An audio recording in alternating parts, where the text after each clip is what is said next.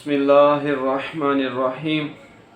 حضرت ابن عباس رضی اللہ تعالی عنہما سے روایت ہے کہ نبی کریم صلی اللہ علیہ وسلم نے ارشاد فرمایا، اللہ تعالیٰ بندے کے 3 قسم کے گناہ معاف نہیں کرے گا۔ ان گناہوں کے علاوہ جس قدر گناہ ہوں گے ان کو معاف کر دے گا، لیکن ان 3 گناہوں کو کبھی معاف نہیں کرے گا۔ وہ 3 گناہ کون کون سے ہیں؟ نمبر 1 فرمایا کہ اللہ کے ساتھ کسی کو شریک کرنا، اس گناہ کو اللہ تعالیٰ معاف نہیں کرے گا۔ دوسرا فرمایا جادو کرنا یا کروانا۔ تیسرا فرمایا اپنے مسلمان بھائی کے ساتھ حسد کرنا۔ یہ وہ گناہ ہیں جن کی اللہ کی بارگاہ میں معافی نہیں ہے۔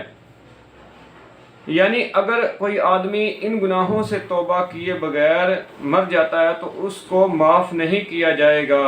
ان گناہوں کے علاوہ اور جتنے گناہ ہوں گے اگر اللہ چاہے تو معاف کر دے، یہ اللہ کی مرضی ہے۔ شرک ایسا سنگین گناہ ہے کہ شرک کرنے والے آدمی کا کوئی عمل قبول نہیں ہوتا، کیونکہ شرک جو ہے اس کی معافی نہیں ہے۔ شرک جو ہے اس کی معافی نہیں ہے۔